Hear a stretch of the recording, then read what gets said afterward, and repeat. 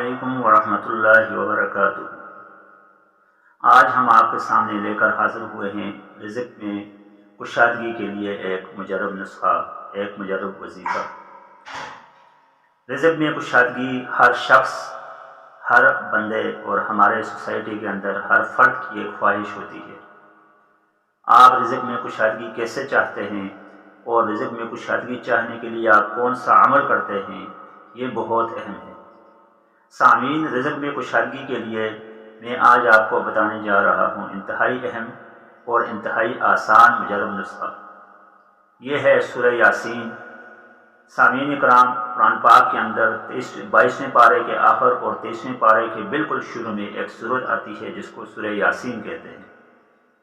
اس سورت کو جو شخص پڑھے گا اس کے رزق میں اتنی کشادگی ہوگی کہ وہ یقین بھی نہیں کر پائے گا کہ اس کے رزق میں اتنی کشادگی کیسے آ گئی۔ اب اس کو پڑھنے کا طریقہ کیا ہے، اس وظیفے کو سمجھنے کا اور اس پر عمل کرنے کا طریقہ کیا ہے، یہ آپ نے غور سے سننا ہے۔ آپ نے سب سے پہلے یہ جاننا ہے کہ سورہ یاسین کے اندر لفظ مبین کا معنی آپ ڈکشنری کے اندر، آپ تفسیر کے اندر دیکھ لیں۔ مبین کے معنی ہوتا ہے واضح، انتہائی روشن۔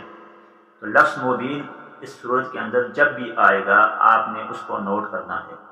یہ میں آپ کو خلاصتاً بتا دیتا ہوں۔ یہ سورہ یاسین کی آیت نمبر 12 میں آتا ہے لفظ مبین، 12 کے آخر میں۔ اس کے بعد آیت نمبر 13 میں آتا ہے۔ اس کے بعد آیت نمبر 24 میں لفظ مبین آتا ہے۔ اس کے بعد آیت نمبر 42 میں لفظ مبین آتا ہے۔ اس کے بعد آیت نمبر 60 میں آتا ہے۔ آیت نمبر 69 میں آتا ہے، اور پھر آخر میں آیت نمبر 77 میں آتا ہے۔ تو جی سامعین، یہ 7 بار لفظ مبین آتا ہے۔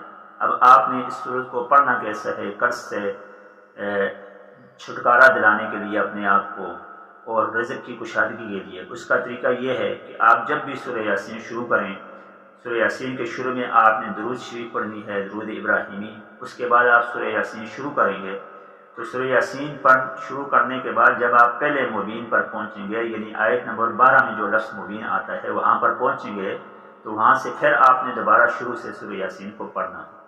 جب آپ شروع سے پڑھیں گے تو پھر جب دوسرے مبین پر آپ پہنچیں گے، یعنی آیت نمبر 13 میں جو لفظ مبین آتا ہے وہاں پر پہنچ کر پھر آپ شروع سے پڑھیں گے، پھر شروع سے پڑھ کر آئیں گے۔ جب آپ آیت نمبر 24 میں لفظ مبین پر پہنچیں گے تو پھر آپ نے شروع سے پڑھنا ہے۔ اس طرح یہ عمل آپ نے آیت نمبر 77 تک کرنا ہے، یعنی گویا کہ آپ سورہ یاسین 7 بار پڑھ چکے ہوں گے۔ تو 77 پر جب آپ پہنچیں گے، لفظ مبین آئے گا، تو اس کے بعد آپ نے اسی طرح آگے جا کر جو ہے سورہ یاسین کو مکمل کر لینا ہے، اور اس کے بعد پھر آپ نے درود ابراہیمی پڑھ لینا ہے۔ تو سامعین، جب آپ یہ عمل کریں گے تو انشاءاللہ تبارک و تعالی آپ یہ دیکھیں گے کہ آپ کا یہ جو عمل ہے یہ آپ کے رزق میں کشادگی، قرض سے نجات اور کسی جو مالی مشکلات اور مسائل ہیں ان سے نجات کا آپ کے لیے ذریعہ بن جائے گا۔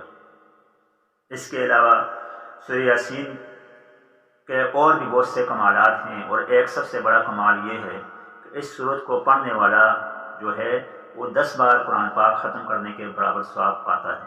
تو جو شخص اس سورت کا ورد کرتا ہے، اس سورت کو پڑھتا ہے، تلاوت فرماتا ہے، دن میں ایک بار ضرور آپ تلاوت کریں، آپ اس کو زبانی یاد کریں، اپنے بچوں کو زبانی یاد کروائیں، تو انشاءاللہ اس کا بھی بہت زیادہ آپ کی زندگی پر، آپ کی عملی زندگی پر، آپ کے مالی مسائل پر بہت زیادہ اثر پڑے گا۔ اس کے علاوہ آپ وسعت رزق میں جو ہے وسعت رزق چاہتے ہیں، آپ رزق کی تنگی سے نجات چاہتے ہیں، تو آپ کثرت سے استغفار کریں۔ یہ بھی ایک مجرب نسخہ ہے جس کے بارے میں انشاءاللہ آپ کو عنقریب ایک ویڈیو ملے گی، اور ساتھ ساتھ سورہ واقعہ کا اہتمام کریں۔ یہ سورہ واقعہ پارہ نمبر 27 قال فما خطبکم کے اندر موجود ہے۔ اس کے بارے میں بھی انشاءاللہ آپ کو ویڈیو میں تفصیلی بتایا جائے گا کہ یہ عمل کیسے آپ نے کرنا ہے۔ تو آپ نے ہماری ویڈیو کو دیکھتے رہنا ہے، سبسکرائب کرنا ہے۔